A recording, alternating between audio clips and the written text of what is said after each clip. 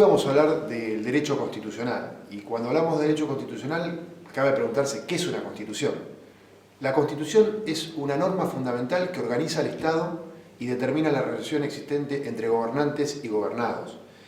Básicamente la mayoría de las constituciones del mundo tienen dos partes. Una parte que se denomina derecho constitucional de la libertad, donde están plasmados nuestros derechos, obligaciones, garantías, y otra parte que se denomina derecho constitucional del poder, donde están regulados los departamentos del Estado, cuáles son las competencias de cada uno de ellos, la división de poderes, donde se generan mecanismos de frenos y contrapesos. En un ámbito, los habitantes de la nación, en el ámbito del derecho constitucional de la libertad, van a poder hacer todo aquello que no esté expresamente prohibido. Es decir, podemos hacer todo. Si no está prohibido, se puede hacer. En cambio, en el ámbito del derecho constitucional del poder, solamente los órganos del poder pueden hacer aquello que estén expresamente habilitados. Hoy tenemos que ver que la primera parte de nuestra Constitución Nacional consagra, como dije, derechos, declaraciones y garantías. El principal artículo que tenemos que ver es el artículo 14 bis, donde claramente este artículo consta de 3 párrafos. Un primer párrafo donde están plasmados todos los derechos individuales del trabajador. La duración de la jornada, el salario mínimo vital y móvil, el principio de igual remuneración por igual tarea, todo lo que tiene que ver con los derechos individuales del trabajo. En el segundo párrafo se consagran en este mismo artículo los derechos de huelga, los derechos de los gremios a concertarse y negociar en convenciones colectivas de trabajo, y en el tercer párrafo los derechos de la seguridad social. Luego, el artículo 15 es muy claro, es el único derecho absoluto de la Constitución, es el que establece que en la nación argentina no hay más esclavos. Por el solo hecho de pisar un esclavo, o cuando pisaba un esclavo en territorio nacional, quedaba liberado, quedaba, era una persona libre. Y este artículo nos generó muchos problemas porque Brasil era una nación, cuando se sancionó la Constitución, que todavía tenía esclavitud, y muchos esclavos vinieron a Argentina y quedaron en libertad. Esto generó un tratado internacional que firmó la nación. Mitre defendió el tratado y por el otro lado Vélez Sarsfield se opuso al tratado porque decía que violaba principios de derecho público de la Constitución Nacional. No hay esclavitud en Argentina, por lo tanto no se puede firmar un tratado donde se admita la esclavitud y se devuelvan los esclavos al territorio brasileño. Así que es muy importante. El artículo 16 también es el que consagra el derecho de igualdad.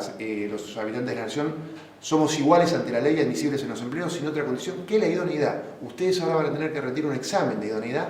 Hay muchos que se han anotado para ingresar al Poder Judicial y van a ingresar los más idóneos, porque así lo establece nuestra Constitución. Van a rendir un examen y aquellos que lo pasen van a estar en condiciones de acceder ante el pedido de algún juez o algún responsable de una unidad funcional. El artículo 17 protege el derecho de propiedad. La propiedad privada es inviolable. Los habitantes de la nación solo podemos ser privados de ella en virtud de un juicio de expropiación. Tiene que haber una ley que declare utilidad pública, un determinado predio. Si yo tengo que construir una calle, la tengo que hacer pasar por un terreno, no se la puedo sacar al individuo si no lo indemnizo.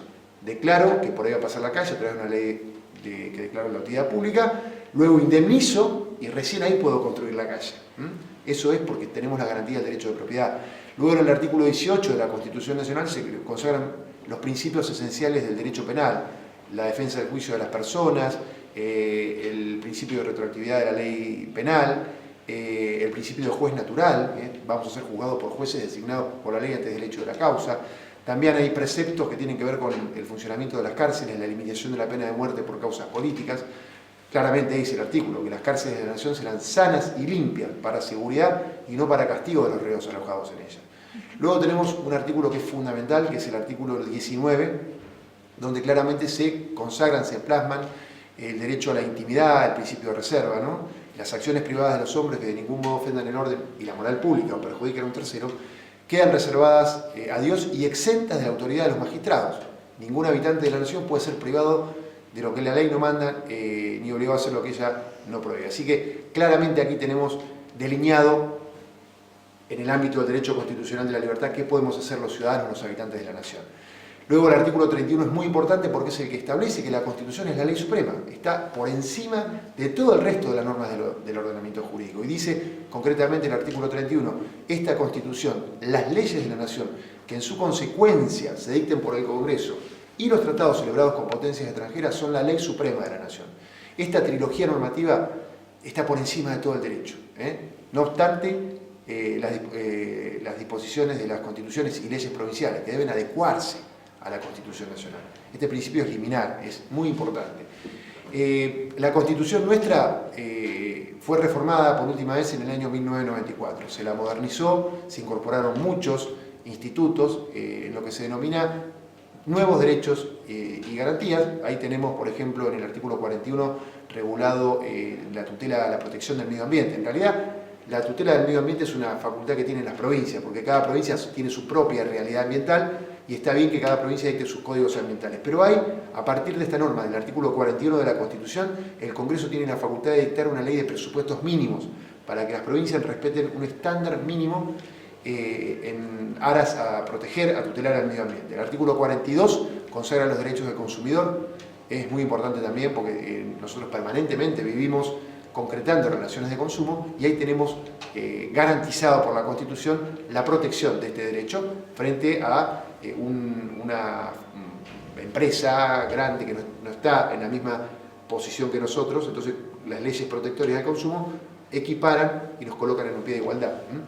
También tenemos como novedad el artículo 43 de la Constitución Nacional, donde hay herramientas para hacer efectivo la protección, la tutela de nuestros derechos, como el habeas corpus. Si nos encarcelan ilegítimamente, si agravan nuestras condiciones de detención, tenemos esta herramienta rapidísima, este proceso sumarísimo para hacer valer nuestros derechos. El artículo 43 también consagra la herramienta del amparo, la acción de amparo.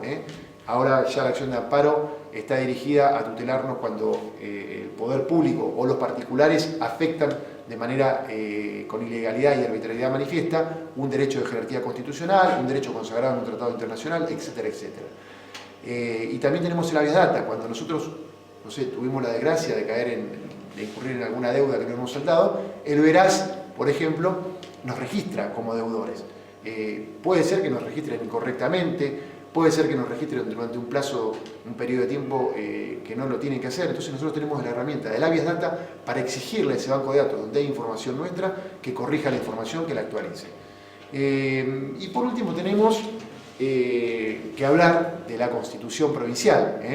La provincia de Tierra del Fuego, en virtud de lo que establece el artículo 5 de la Constitución Nacional, tiene la potestad, el derecho de dictar una constitución. A partir de que nos convertimos en provincia, cuando dejamos de ser territorio nacional y nos convertimos en provincia, tuvimos el derecho de dictar nuestra constitución conforme lo establece el artículo 5 de la Constitución Nacional, ¿no? Cada provincia dicta para sí una constitución bajo el sistema representativo y republicano que asegure el régimen municipal, la educación primaria y la administración de justicia. Bajo estas condiciones, el gobierno federal garante a cada provincia el goce y ejercicio de sus instituciones. Entonces, en función de este artículo, dictamos nuestra Constitución en el año 1991.